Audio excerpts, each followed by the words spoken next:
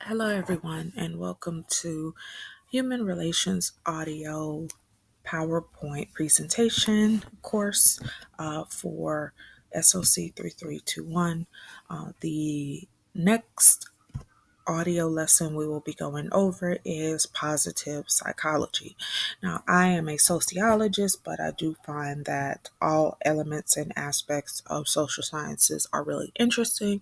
So, for human relations, it is a mixture of sociology and psychology, and we draw from various elements of each one of those because it has to do with how an individual person, which is psychological, interacts with other people in society, which is sociological. So these two social sciences tend to work in tandem or hand in hand with each other in terms of how to effectively use the skills we have. Which are psychological and kind of internal to communicate with other people and kind of navigate through society, which is sociological and more external. This lesson will be on positive psychology. Positive psychology is the scientific study of optimal human functioning, generating positive emotions and emotional intelligence, adaptive thinking styles or optimism, character strengths and virtues, resilience in the face of adversity, and the science of happiness. I'll go over a couple of these, but not all of them.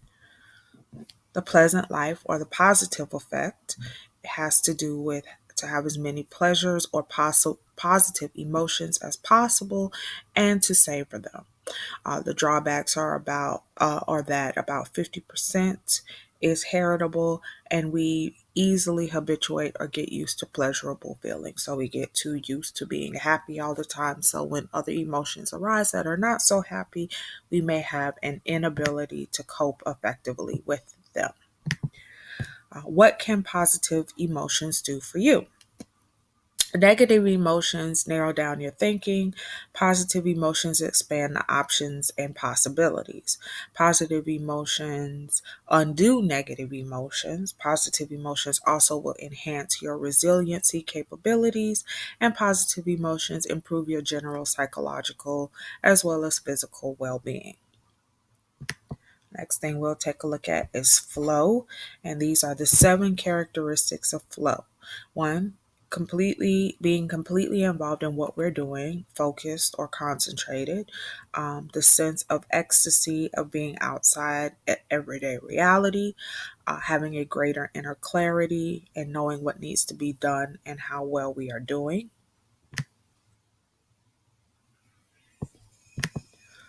Also, doing knowing that the activity is doable, that our skills are adequate to the task, that we can accomplish what we set out to do, having a sense of serenity, which is no worries, and having a feeling of growing beyond the boundaries of the ego, timelessness, being thoroughly focused on the present, and the hours seem to pass by in minutes, and intrinsic motivation, which is whatever produces flow becomes its own reward.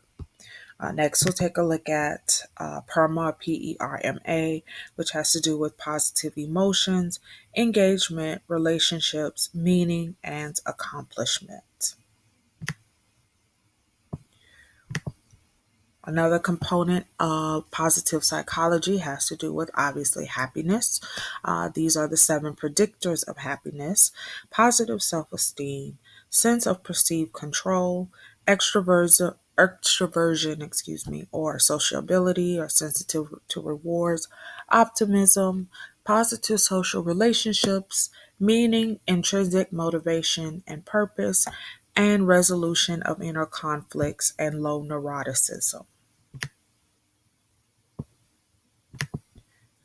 And we have some optimistic coping strategies. Optimism has to do with information seeking, active coping and planning, positive reframing, seeking benefits, use of humor, and acceptance, whereas pessimism has to do with suppression of thoughts, giving up, self distraction, cognitive avoidance, focus on distress, and overt denial. And finally, there's some things to remember. People naturally want to grow. People have a positive side. Certain conditions help to promote healthy development. Money can't buy happiness. Focus on your strengths and virtues as well as your challenges and your problems. Learn from what happy, healthy, and successful people are doing, and take responsibilities for your own experience, feelings, choices, and decisions. And this concludes our audio lecture for positive psychology for the human relations course, which is SOC 2231. Have a great day, everyone. Goodbye.